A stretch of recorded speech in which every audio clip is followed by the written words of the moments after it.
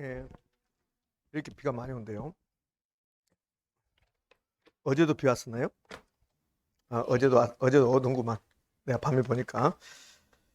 자, 우리 7월달, 8월달 문제풀이 과정 지난주부터 연결하는 오늘부터 할 건데, 오늘은 개발관리 마케팅. 개발관리 마케팅은 7월달, 8월달에 제가 수업하지 않았습니다. 그래서 오늘 가볍게 이론 정리하고 문제 풀고 이렇게 하도록 할게요. 자, 그러면 먼저 요약 정리지. 요약 정리부터 된 거, 그거 몇 페이지냐면 88페이지입니다. 요약 정리지 88페이지. 88페이지 가면 이렇게 나왔네요. 부동산 개발 나왔는데, 이제 이 화면에서 우리 시험에 나올 수 있는 것은 가끔씩 시험에 등장하는 게 이겁니다. 이거. 여기 이제 부동산 개발의 개념이 나왔는데, 이 개념을 크게 막 외우지 마시라고요. 부동산 개발이 뭐냐면, 이 토지에다 개발하는 거죠. 토지에다가 노동과 자본이 투입되면, 토지만 있으면 개발되는 게 아니잖아요. 그러니까 토지에 노동과 자본이 투입돼서 개발한다는 게 우리 인간에게 필요한 공간을 만들어내는 거. 그것을 공간을 창출하는 것을 부동산 개발이라고 하는데, 부동산 개발은 부동산 수요입니까? 공급입니까? 공급이요, 공급. 자, 여기에 이제 시험 지문에 한번 나온 적이 있습니다. 이거는 학문적으로 표현하면 이렇게 하는 거고, 이런 법이 있어요. 무슨 법이 있냐면, 법 이름 중에 이런 게 있답니다. 부동산 개발업의 관리 및 육성에 관한 법률, 이 법이 있어요. 이 법을 보면 법 2조의 용어정의라고 해서 부동산 개발이 뭐냐 이렇게 쭉 나와요. 그래서 부동산 개발이란 토지 형질 변경, 대수선, 용도 변경 막 쭉 이렇게 나온다고. 그건 외울 필요 없어요. 그건 외울 필요 없고 마지막에 요것만 가끔씩 나와요. 그 마지막에 요 시공하는 시공하는 것은 개발에서 제외한다 이렇게 나와요. 그러면 요 시공은 개발로 본다 안 본다? 안 본다. 그거 딱 하나 기억하시면 돼요. 이렇게. 시험에 나오면 이렇게 나와요. 부동산 개발의 관리 및 육성에 관한 법률에서는 시공은 개발에 포함한다 이렇게 나오거든. 그럼 옵니까? X입니까? X. 시공은 개발로 보지 않는다. 요거 딱 하나 기억하고, 요 주체의 분류. 그러니까 개발 주체의 분류에서는 예전에 이제 이걸 가지고 장난을 쳤어요. 자, 주체는 공적 주체가 있고 사적 주체가 있고 썼고 그래. 그럼 공적 주체는 다 국가잖아요. 국가, 지방자치단체, 공기업. 제가 여기다 공적 주체라고 쓸 필요가 있을까요? 다 알잖아요. 공적 주체가 현대건설이다? 이건 말이 안 맞잖아요. 공적 주체는 국가, 지방자치단체, 공기업, 가장 대표인 게 한국토지주택공사, 이걸 공적 주체라고 그래요. 그럼 공적 주체는 다 아는데 뭘 아셔야 되냐면 요 주체를 1, 2, 3으로 나눠요. 1섹터, 2섹터, 3섹터. 요거 섹터가 아니라 부분이란 말이에요. 1부분, 2부분, 3부분 이렇게 나눈다고. 그럼 공적 주체가 1부분인가 2부분인가를 물어봐요. 공적 주체가 제1부분입니다. 제1섹터. 그러니까 공적 주체가, 그러니까 부동산 개발은 공적 주체가 1번 타자다 이렇게 생각하시면 돼요. 그 다음에 개인, 민간. 여러분과 제가 개발한다. 그 개인이 사적 주체고 제2섹터다. 그러면 공적 주체가 국가 지자체라는 것은 다 아니까 필요 없는 거고, 그러면 공적 주체를 제1섹터라고 한다. 요거 하나 하고, 어려운 거 없잖아요. 제가 이야기하고 있으면 왜 저걸 이야기하는가? 그래야 된다니까. 그럼 반문해야 된다니까. 다른 내용을 왜 할까? 이렇게 해야 된다니까. 근데 뭐가 심각하게 받아들일 필요 없잖아요. 그러면 하나 더. 요 조합을 3번 냈어요. 한 20년 전에. 조합이 공적 주체냐 사적 주체냐 물어봤습니다. 그러면 재건축 조합, 재개발 조합, 뭐 토지 소유자 조합, 이게 국가입니까? 아니잖아요. 공적 주체가 아니죠. 이거 뭐요? 사적 주체다. 그거 하나 기억하시면 됩니다. 이렇게. 그럼 여기서는 3가지 기억하시면 되네요. 시공은 개발로 보지 않는다. 그 다음에 공적 주체가 제1섹터다. 그 다음에 조합은 민간이다. 민간, 사적 주체다. 이렇게. 자, 부동산 개발 과정이라고 나옵니다. 부동산 개발 과정은 오포드라는 사람이 있어요. 부동산학자 중에서 오포드라는 사람이 나는 부동산 개발 과정을 이렇게 생각한다. 오포드의 생각입니다. 아이디어 단계, 예비적 타당성 분석, 부지 모색 및 확보. 이게 무슨 말이냐면 내가 우리 강주 여기 뭐 서구에 또 남구에 뭐 강상구에 백화점 하나 건설해야 되겠다. 그게 아이디어 단계입니다. 그럼 아이디어 내고 바로 백화점을 만드는 게 아니라 우리 강주는 인구가 150만이고 백화점이 좀 2개 있는데 하나 더 들어가도 될 것인가 과연. 그래서 대충 수익성을 따져본다. 그것을 예비적 타당성 분석 그래요. 이걸 줄여서 예타라고 하죠. 예타. 그냥 예비적 타당성 분석이라고 하면 좋을 텐데 그냥 뉴스에서 뭐 예타 그러더라고요. 그러면 일반인들 잘 모릅니다. 예타라고 하면. 그냥 예비적 타당성 분석하면 될 텐데 예타. 요즘 예타 잘 나오죠? 예타 잘 나오고 예타는 사람이 있어야 되는데 그 애는 예타지도 않을 겁니다. 하도 거짓말 많이 하니까. 그러잖아요. 학력고사인가 그 옛날에 그분이 수석한 사람입니다. 전국. 아마 그분은 학력고사인가 전에 지금 예전에는 학력고사에다 수능했다 그전에는 예비고사인가 그랬거든요. 아마 예비고사인가 학력고사인가 그분이 수석에서 전국 수석. 학력고사입니까? 제주도 출신 중에서 가장 그 유명한 사람이었습니다. 그때는. 예. 제주도 출신 중에서 가장 유명한 사람이 고두심식. 아마 그 사람이 그 다음에 두 번째 유명하지 않을까 그래요. 근데 그분이 수석하고, 그러니까 당연히 수석했으니까 서울대 법대도 수석을 할 게 있겠죠. 서울대 수석하고. 근데 지금 보면 잔머리만 구리는 것 같아요. 참 희한하죠, 그 사람. 그렇습니다. 그때 그 사람이 에타 그러더만. 아마 얘가 타야 될 텐데 얘가 안 타고 지금 저기 어디 나통 거리 가서 뭐 대통령 열심히 따라다니더구만. 이렇게. 자, 예비적 타당성 분석은 대충 해보는 거야. 그러니까 우리 강상구에다가 백화점 하나 만들면 또는 아니면 상무지구에 백화점 하나 만들면 과연 이게 먹힐 건가? 그래서 대충 해보는 게 예비적 타당성 분석입니다. 그러면 예비적 타당성 분석 했는데 여기서 수익성 있을 것 같아. 지금 수안지구하고 상무지구의 인구가 많이 분포되어 있고 젊은 사람이 많이 사니까 소비력이 높을 건데 백화점은 수안지구하고 상무지구에서 약간 멀리 떨어졌다. 그러면 수안지구 하나 만들어 보자. 그거지, 그죠? 그러니까 타당성이 있다. 그럼 수안지구 만들어 놓으면 전라북도 사람들도 많이 올 것 같다. 뭐 고창석 그러니까 수안지구 가까우니까 이렇게 그래? 괜찮을 것 같네. 그러면 어디다 할 것인가? 부지 모세 및 확보해야지. 이렇게. 그 부지 모세 및 확보가 되면 아주 구체적이고 세부적으로 타당성 분석한다. 그걸 그냥 타당성 분석이라고 그래요. 그럼 이 타당성 분석에서 구체적 세부적으로 했더니 오케이 사인.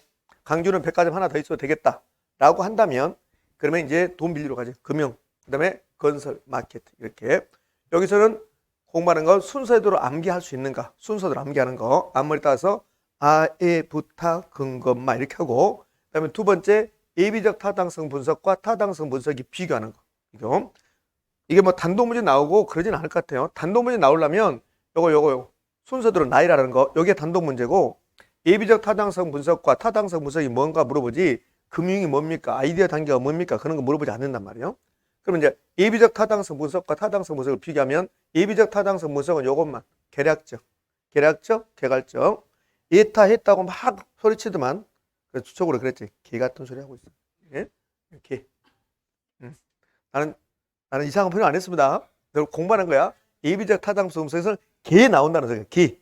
개라는 소리가 나온다는 소리야. 그렇지? 예?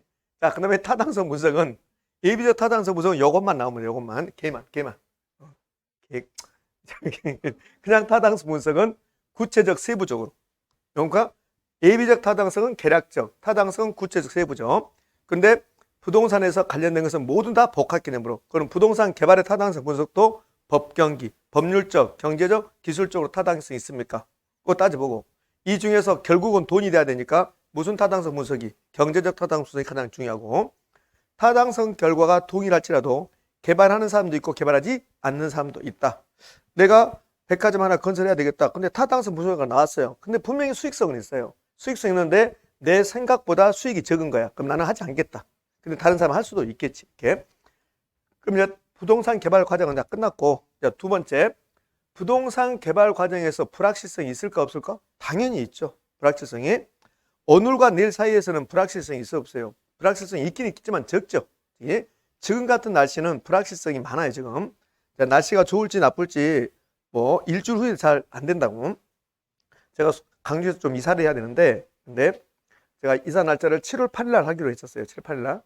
7월 8일 날 하려고 했는데 근데 일기예보를 옵니까 강우 확률이 60, 막 80이더라고. 그래서 안 했어요. 그래서 15일 날 한다고 했어요. 이제 15일 날 그때 보니까 15일 날은 내일은 강우 확률이 없었어요. 근데 엊그저께 보니까 강우 확률이 90%야. 이렇게. 그 불확실성이다. 이렇게. 그게 불확실성입니다. 그게 이제 위험이라는 거예요. 그러면 이제 제가 화면 넘기기 전에 이제 위험이라는 파트를 공부할 건데 그러면 어떤 때 위험이 나오냐면 지금부터 해서 오늘 오전부터 해서 오후까지 이거하고 짧은 기간하고 지금부터 해서 한 달 후하고 긴 기간이 오고 그럼 어떤 게 불확실성이 더 커요? 기간이 길어지면 불확실성이 커지죠. 그럼 부동산 개발은 하루아침 이루어집니까? 장기간 겁니까? 장기간. 그래서 부동산 개발은 장기간에 걸쳐서 이루어지니까 불확실성이 커지는 거야. 그걸 위험이라고 한단 말이야. 위험.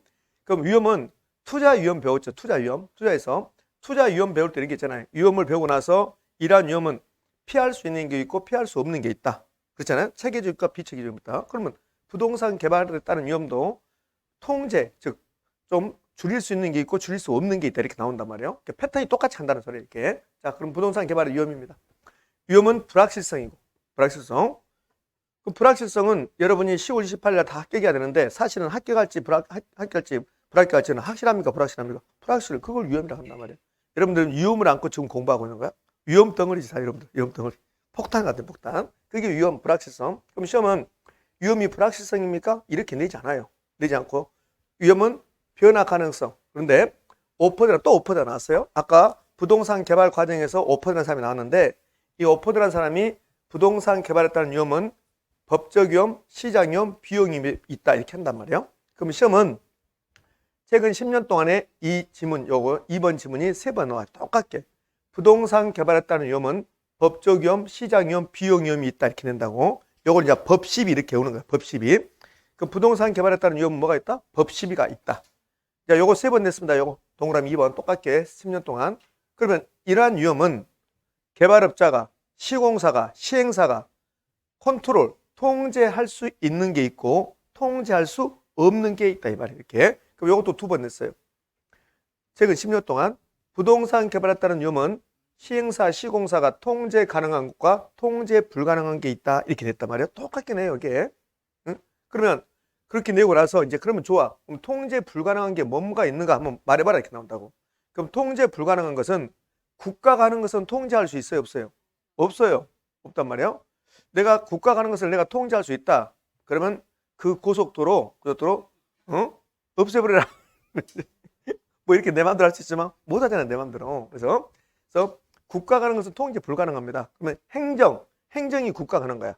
그러면 행정의 변화로 인허가 등이 지연되고 있다. 내가 아파트 건설 사업하기 위해서 허가 신청했다. 인가 신청했다. 백화점을 건설하기 위해서 허가 인가 신청했다. 근데 예전 같으면 한 달이면 허가 인가가 나왔는데 요즘은 6개월 동안 안 하고 있다.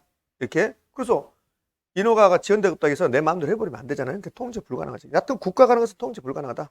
자, 또 하나 더. 요 매장 문화재.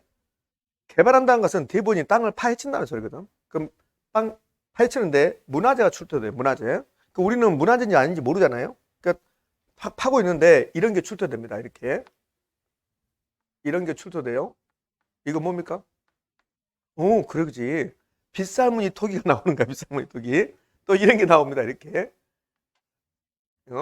이런 게 나와요. 돌칼 나옵니다. 비파형 청동금 이렇게 나옵니다. 이런 거. 이렇게 나오면 그럼 공사 수도해야 돼요. 그다음 문화재청에다 신고해야 됩니다. 그럼 이렇게 매장 문화재가 출토됐습니다. 그러면 통제 가능 불가능? 불가능.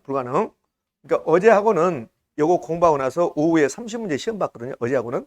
그렇게 하는데 근데 그 30문제 시험 중에서 100% 다 맞춘 문제가 있어요. 요거 다 맞추더라고요. 자, 틀린 거 그랬어요. 그 틀린 거 그러면서 매장 문화재 출토, 행정의 인허가 등은 통제할 수 없다죠. 통제할 수 있다 이렇게 냈던데 그걸 다 맞췄더라고. 그래서 물어보니까 빗살무늬 토기 때문에 맞췄다. 빗살무늬 토기 때문에. 그래서 빗살무늬 토기가 나오면 그러면 통제 불가능하다. 됐네요. 자, 이게 이제 큰 틀에서 보고 그럼 여기 있는 거 여기 인허가, 지연, 매장 문화재 출토는 통제 불가능하다. 역시 똑같게 2번 냈습니다. 그거 봐볼래요? 요거 법시비 최근 10년 동안 3번 지문에 통제 가능한 것, 통제 불가능한 게 있다. 2번. 통제 불가능한 것 이렇게 있다. 2번. 그러면 이렇게 3개에서 요 3개에서 최근 10년 동안 지문 7번 나왔어요. 7번. 똑같게. 예? 자, 그럼 하나씩 봐야지. 법적 위험은 이걸 외우면 안 돼. 자, 위험은 불확실성이죠. 불확실성. 변화 가능성이죠. 그럼 여러분이 배우는 법이 바뀌어요, 안 바뀌어요? 바뀌잖아요. 그게 법적 위험이야. 그럼 중개사 시험 과목 중에서 가장 법적 위험이 큰 과목이 뭘까요? 공법하고 세법입니다. 공법하고 세법은 자주 바뀌잖아요. 그게 법적 위험이에요. 그러면 이 토지의 용도직이 바뀔 수 있어요, 없어요? 있잖아요. 용도직이 바뀌면 건폐율 용적률이 바뀌는 거죠.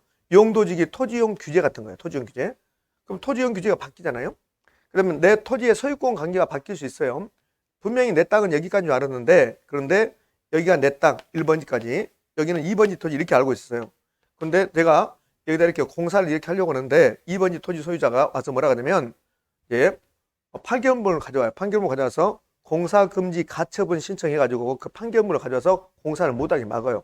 그러니까 2번지 토지 소유자가 뭐라 하냐면 지금 당신이 경계가 여기까지 알고 있는데 실은 법적으로는 여기까지다. 그러니까 소송 중이니까 공사하지 말아라 이렇게 한다고.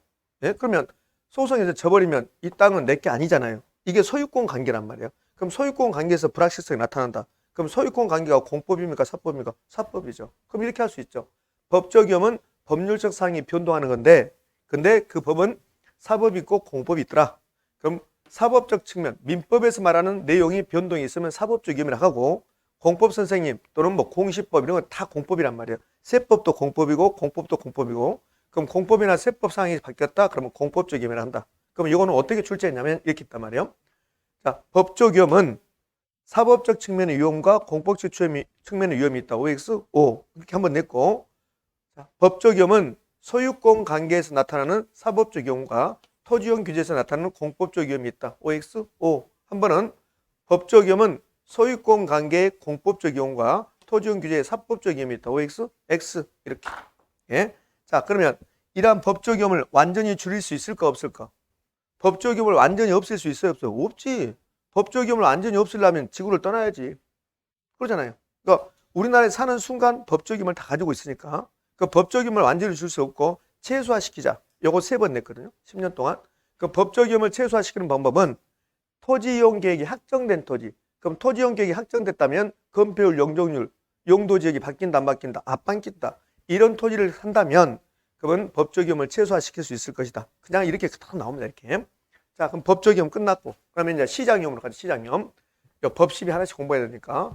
이 법 12 중에서 비용 위험은 거의 나오지 않고, 이 중에서 시장 위험이 가장 시험에 잘 나와요. 그럼 시장 위험 한 면을 넘기기 전에 이제 무조건 외우는 게 아니라 생각을 해보자고. 자, 시장. 시장을 알잖아요. 시장. 무등시장 그게 아니고, 시장을 알잖아요. 난강규제가 아니라 시장이고, 위험, 불확실성. 그러면 시장의 불확실성. 시장 상황이 바뀐다, 안 바뀐다? 바뀐다. 그게 시장 위험이야.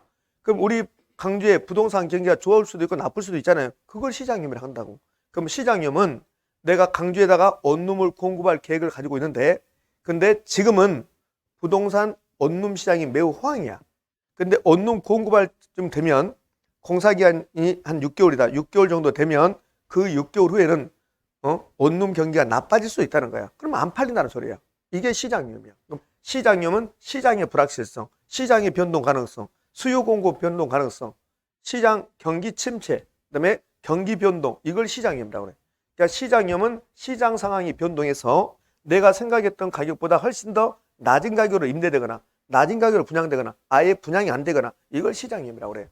그러면 경기 침체, 인플레이션 동원에 인해서 부동산 시장의 불확실성이 나타났다. 이걸 뭐라 한다? 시장 위험이라고 한다. 그럼 시장 위험의 개념은 그렇게 내지 않고, 그러면 이러한 시장 위험을 완전히 없앨 수 있어요, 없어요? 없지. 그럼 시장 위험을 감소시키는 방법. 그럼 어떻게 할 건가? 시장 위험을 감소시키는 방법에 시장 분석과 시장성 분석이 있다고 그래, 일단. 그러면요, 시장 분석과 시장성 분석이 같은 말일까, 다른 말일까? 다른 말. 요 같은 말인가, 다른 말인가를 우리 시험에서 출제했단 말이에요. 그러면 시장 분석과 시장성 분석은 동일한 개념이다. OX, X 다른 개념이다. 그러면 시장 분석과 시장성 분석은 뭐냐면 내가 우리 강주에다가 원룸을 공급할 계획을 가지고 있다. 그럼 무작정 원룸을 공급하는 게 아니라고. 우리 강주의 원룸의 수요 공급 사항을 분석해 보는 거야. 그걸 시장 분석이라고 그래. 우리 시장 그러면 수요 공급이거든. 그럼 우리 강주의 원룸의 수요 공급 사항을 분석했다? 그게 시장 분석. 그랬더니 원룸의 수요는 계속 증가하고 있어. 우리 강주 젊은 친구들은 너도 나도 다 집에서 나오려고 해. 독립하려고 그래. 엄마 싫다고 아빠 싫다고. 그 젊은 친구들이 나오면 원룸이 필요하겠죠. 그 원룸의 수요는 증가하는데 최근에 원룸의 공급은 잘 안 되고 있는 것 같아. 그러면 내가 원룸 공급하면 잘 팔릴까 안 팔릴까? 팔리겠지. 그걸 시장 분석이라 한단 말이에요. 그러면 제가 설명을 드렸지만 시험은 시장 분석이란 수요 공급 분석하는 것이다. 이렇게 나오겠지. 여기다 이제 특정 부동산에 왜? 특정 부동산. 내가 원룸을 공부하려면 원룸의 수요 공급을 분석하면 되잖아요.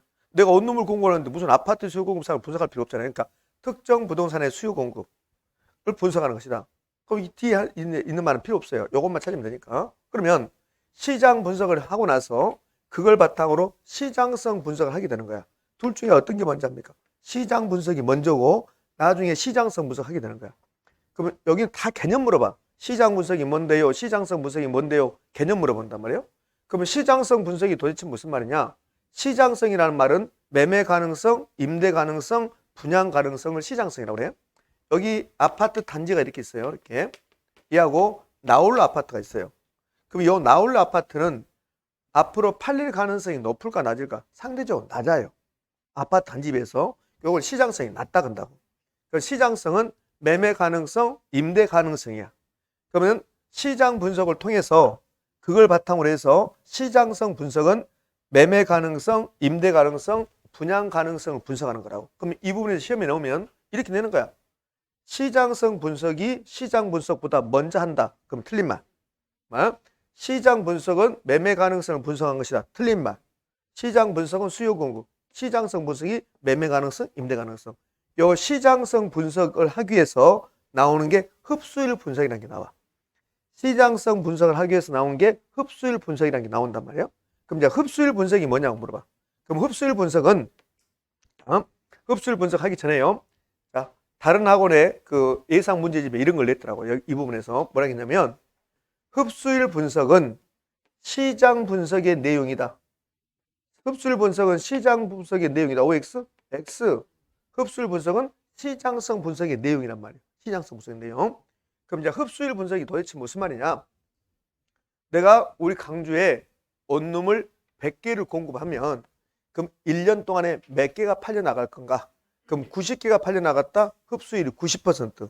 50개 팔려 나갔다. 흡수율이 50%라고. 그게 흡수율이야. 그럼 흡수율 분석이란 것은 흡수율이 도대체 무엇이냐? 흡수율은 공급된 부동산이 일정 기간 동안 1년 동안 흡수되는 비율, 팔려 나가는 비율. 여기에 중요한 게 아니에요. 여기에 중요한 게 아니라 흡수율 분석하는 이유가 내가 내년에 우리 강주에 원룸을 공급하기 위해서 내년에 과연 흡수율이 어떻게 될 것인가? 그거 파악하는 거라고. 그럼 흡수율 분석은 강주의 과거의 원룸의 추세, 현재 원룸의 상태 등을 파악해서 미래의 흡수율을 분석하는 게 주된 목적이라고. 요거 잘 낸단 말이에요. 그럼 흡수율 분석의 주된 목적은 과거의 추세를 파악한 것이다. 현재의 상태를 파악한 것이다. 이렇게 물어본다고? 아니고 뭐다? 미래. 흡수율 분석의 주된 목적은 미래. 그러니까 흡수율 나오면 미래 요거 기억나요. 예? 그러면 흡수율이 높다는 것은 내가 분석했더니 강주의 원룸의 흡수율이 높다는 것은 매매 가능성, 임대 가능성이 높다 낮다? 높다. 흡수율이 높다는 것은 시장성이 높다는 소리라고. 그러면 시장성이 높다의 반대가 시장 위험은 낮아지는 거죠. 시장 위험 낮아지면 반대쪽 보면 반대 개념은 아니지만 반대로 해석하면 시장 위험은 안 팔릴 가능성이잖아요. 그럼 흡수율이 높다. 팔릴 가능성이 높아졌다. 그럼 시장 위험은 낮아지죠. 이렇게. 뭐 흡수 기한은 필요 없는 거고. 자, 흡수율 분석이 나오면 요 밑에 2번 요거 여기 잘 나온 게 아니라 흡수율 분석 나왔습니다. 그럼 뭐요? 미래. 자, 이제 비용 위험 저희는요. 요 시장 위험이란과 개발 사업의 가치 이거는 잘 안 나와요. 안 나오고 상식적인 거니까. 부동산 개발 초기에는 불확실성이 커요, 적어요. 굳이 시장 위험 높지. 대신에 그 부동산 개발에 따른 가치는 낮아지지. 근데 개발 후기로 간다. 개발 후기로 간다 말은 완성에 가까워진다. 그럼 완성에 가까워지면 불확실성은 커질까 작아질까? 낮아지겠지. 가치는 높아지겠지. 됐습니까? 이렇게. 자, 비용위험은 거의 나오지 않습니다. 그러니까 비용위험은 뭐가 비용위험이냐면 내가 이 건물을 건축할 때 예상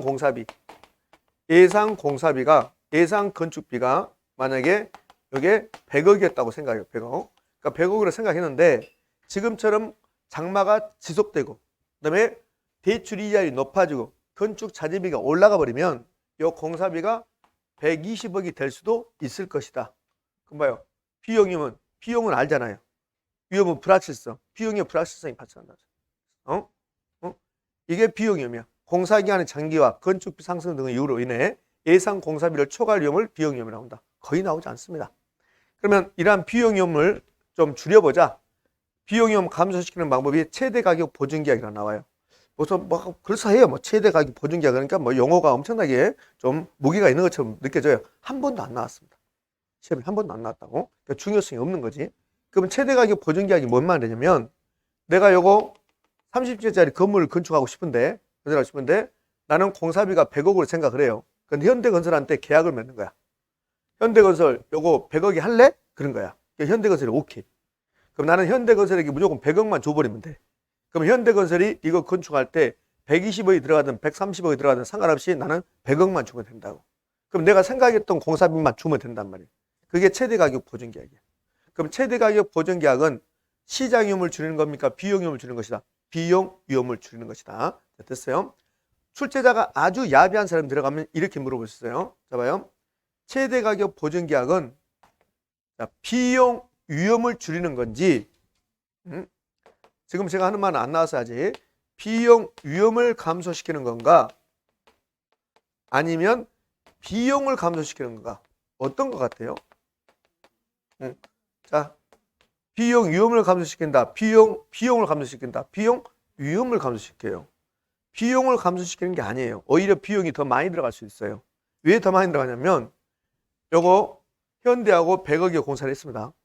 그 현대가 요거 건설할 때 날린 공사 않고 아주 정확하게 공사했는데 공사비가 70억밖에 안 들어가요. 70억. 그래도 나는 100억을 줘야 돼요. 100억 주기로 했으니까. 그러면 최대 가격 보증 계약 하지 않았다면 70억이면 끝났을 건데 오히려 비용이 더 많이 들어갈 수 있는 거지. 그래서 최대 가격 보증 계약은 비용을 감소시킨다 그러면 틀린 말이에요. 최대 가격 보증 계약은 비용을 감소시킨다. 비용 위험을 감소시킨다. 비용 위험을 감소시킨다. 자, 됐네. 자, 이제 여기 부동산 개발에서 위험까지 마무리 봤습니다. 이제 타당성 분석이 나오는데 이거는 그렇게 중요성이 있는 게 아닙니다. 얘는 요즘 잘 나오진 않아요. 여기서는 여기 보면 이렇게 나오네. 요 1번하고 2번인데 요 1번도 타당성 분석, 2번도 타당성 분석이야. 그러니까 1번하고 2번은 부동산 개발의 타당성 분석이 과정을 본 거야. 과정. 그럼 1번은 부동산 개발 타당성 분석할 때 지역경제 분석, 시장 분석, 시장성 분석, 타당성 분석, 투자 분석 이런 순서로 된다는 거야. 요거 순서대로 나열하라고 20년 전에 냈어. 20년 전에. 그러면 지역경제 분석이 무슨 말인가? 이건 나온 지도 한 20년 됐습니다. 그러니까 잘 안 나온다는 거래요. 다만 요 시장 분석과 시장성 분석 아까 제가 공부했습니까? 안 했습니까? 했죠. 요 정도만. 그럼 시장 분석과 시장성 분석 중에서 어떤 걸 먼저 해요? 시장 분석이 먼저 나는 소리예요. 네, 시장성 분석이 나중에 하는 거고. 그럼 여기에 도대체 무슨 말인가? 저 지역경제 분석이 모든 책에 예상 문제집에 저 지역경제 분석이 무슨 말인가 나온단 말이에요. 용어를 알면 돼. 내가 우리 강주에 원룸을 공급해야 되겠다. 그 무작정 공급한 게 아니라 미리 이제 타당성 분석하기 위해서 여러 가지를 분석한단 말이에요. 그러면 이제 분석을 할 때 저 지역경제 분석은 우리 강주의 인구 동향은, 강주의 고용 수준은, 강주 시민들의 소득 수준은 이런 거 분석해 보는 거야. 이런 거. 그걸 지역경제를 분석한다고 한다. 그럼 우리 강주의 지역경제를 분석했더니 젊은 사람은 외부로 다 빠져나가고 연세 드신 분만 계속 증가하고 이렇게. 그럼 원룸의 수요는 그렇게 증가하지 않겠잖아요. 네? 우리의 강주 시민들의 소득 수준이 계속 낮아지고 있고 그러면 안 되겠지만 그런 형태를 보이고 있다. 아, 그러면 원룸 공급엔 재미가 없겠구나. 그게 지역경제 분석이야. 그럼 지역경제 분석이 나오면 이렇게 지역경제 분석이란 특정 지역의 소득, 인구, 산업 구조 등등 모든 것을 전체적으로 분석한다. 전체를 본다. 이게 지역경제 분석이라고. 그럼 지역경제 분석이 끝나고 나면 그걸 바탕으로 원룸의 수요 공급 분석한다. 시장 분석. 그걸 바탕으로 매매 가능성, 임대 가능성 분석한다. 시장 분석, 시장성 분석. 요 시장성 분석의 방법으로 나온 게 흡수율 분석. 그다음에 타당성 분석, 마지막에 투자 분석 이렇게. 마지막에 투자 분석은 결국은 투자한다 말다 결정하겠다는 소리. 이렇게. 요 5개 단계를 2개로 단계로 줄이면 이렇게 나눈다는 소리야. 그러니까 요 위에 5개 단계를 2개로 줄이면 이렇게 되는 거고, 요 시장 분석과 경제성 분석 이 둘 중에서 아주 구체적이고 세부적으로 수익성을 따지는 단계가 어디냐고 물어봐요. 그럼 시장 분석입니까? 경제성 분석입니까? 경제성 분석에서 구체적으로 수익성을 판단하는 거죠. 그럼 끝난 거죠. 그러니까 아주 중요한 건 아니고 여기 굳이 따지자면 요 시장 분석과 시장성 분석 아까 개념은 다 봤는데 어떤 게 먼저 하냐? 시장 분석이 먼저 이루어진다는 거. 자, 그 정도 하면 됩니다. 요거는 우리 책은 저는 여기 있는데 우리 문제집을 보면 요거는 앞에가 있어. 앞에가. 이 입지계수는 그러니까 요건 지금 볼 필요 없고 자, 문제집 풀 때 그때 하기로 하고 부동산 개발 방식 나왔네요. 요 개발 방식이 이제 재개발이라는 게 있고 신개발이 있고 그런단 말이에요. 그러면 요 부동산 개발 방식에 재개발이 있는데 요 재개발도 2개로 나눌 수 있습니다. 어떻게 2개 나누냐면 이론적 측면에서 볼 수도 있고 법률적 측면을 볼 수 있는 거야. 요게 이론적 측면의 재개발이에요. 그러면 법률적 측면의 재개발은 여러분들 공법 배우면 가장 먼저 국계법 배우죠. 그럼 국계법, 국토계획 및 이유하는 법률 끝나고 나면 무슨 법 배워요? 도시개발법. 그게 신개발이에요. 신개발. 그럼 도시개발법에서 3개 배운다고. 뭘 배워요? 개발사업, 개발 방식 3개 배우잖아요. 매수 수용 방식, 환지 방식, 혼용 방식, 요세 개 뭐냐? 그거 끝나고 나면 정비법 배우죠. 정비법이 재개발이야, 재개발. 재개발. 그러니까 법률적 측면에 여기는 지금 재개발인데 재개발에서 요거는 이론적 측면이고 그 법률적 측면의 재개발은 정비사업. 정비사업 몇 개 있어요? 세 가지. 주거환경 개선 사업, 재건축 사업, 재개발 사업. 요거 그래서 같이 묶어서 공부한다.